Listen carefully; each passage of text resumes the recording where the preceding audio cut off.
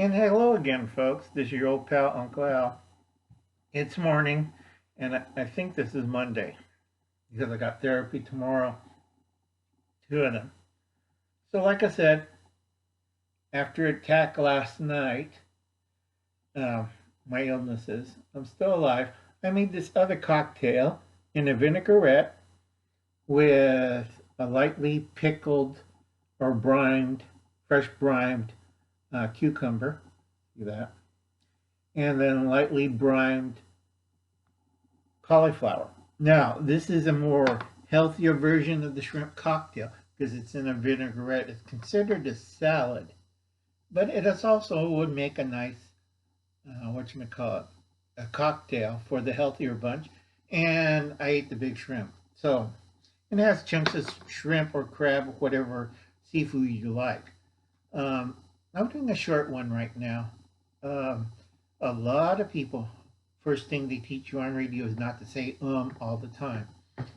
Uncle Alan's tired, and I got to stop saying Sounds like I'm an idiot. Um, it's a habit. I got to stop doing that. Uh, the big thing right now is time is growing very short, and I don't have cash or money.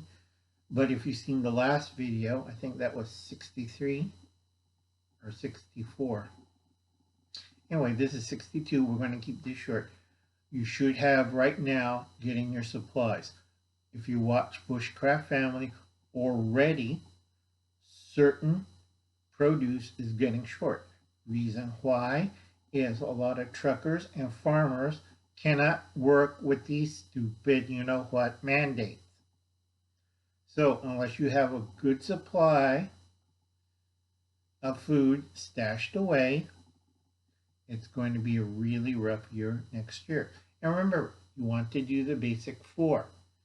And if you go to any Mormon church, and they'll tell you that it's wheat, not flour, wheat. I have more people screw up on that one because we stored flour. And I go look at it, and you didn't do it right. You didn't store it right. You didn't put it away right, and we have to fumigate your storage area because thousands of weebles crawling all over the place. Another one is salt. Salt went from 58 cents to $1.29 when I looked at through all the markets and on the internet. That's expensive. That's a jump. All right. So what you want to do, every time I told people we are in the SHTF, when you see salt jump twice its price, it is a danger point. Okay. Third item you want to store is either honey or sugar. I always go with honey because honey never goes bad. Sugar, unfortunately, will lose its texture and solidify. But you can break it up with a little mallet. That's why Uncle Alan has this. And sugar becomes sugar again. Now, which is better of the two? I prefer honey because I know what to do with honey. All right, and number three, the old standby is powdered milk. You can do shelf stable, you can do powdered milk, you could do all that. But I have to warn people, all right, if you're thinking of using the net base milks, it is not a milk, it is a drink. So I do warn people that Uncle Alan's been doing this for the last, I forget, 40, 50 years. And I've been studying it constantly. So take good advice from Uncle Alan, get the basic four, stash it away. If you can't get wheat, get oats. If you can't get oats, get Milo. If you can't get Milo, get cornmeal or maize. Okay?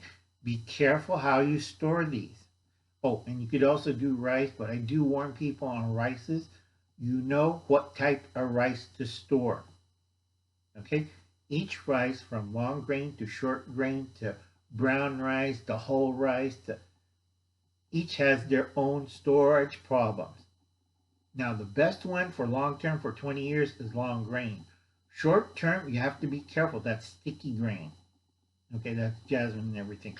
You have to know when to use it. And usually that lasts from anywhere from 3 to 5 years. And then you have the other rices like brown rice, which has a hole on it, which has an oil, and you have a black mess.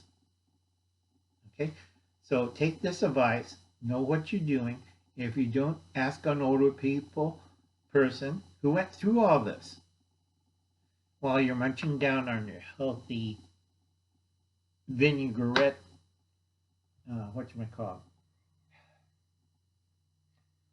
cocktail or salad. Think about it. And second thing is, if you can't get a self-defense weapon, pew pew, get a staff about 6 to 8 feet. It's legal. It's a hiking aid or support aid. But the reason why you wanted that length is to push people away. Not to use it as this, but to push people away. Okay? Another thing is, get a crossbow. I keep telling people this. Get a crossbow, and you could use hunting points. You could do combat points. A lot of people are not experienced with combat point, and when I show my nephews, their mouth is open because we're at the farm or the ranch, and I took their friends and stuff, and I show them, Uncle Alan's old. You could get the cheapo, which you have to have a goat's foot or something to pull back, or you have a little crank. So I cranked my crossbow, which is at my nephew's ranch, and they're all looking at me. So this is better than a gun. Put the thing out there. And my neighbor's son was in the military, had plates and everything, and had the whole setup, and I says, this won't go through that. So I shot through it. Okay, what used to take down knights in armor and King Henry of France is getting hit with a crossbow. And also King Richard and a few other nobles that, I have a giant horse, I'll just trample all over you. It did not work too well. Okay, and also I have to tell people, wearing a bulletproof vest don't make you super person. They just shoot at other places that isn't protected, like your arms and legs or your head. So please understand that.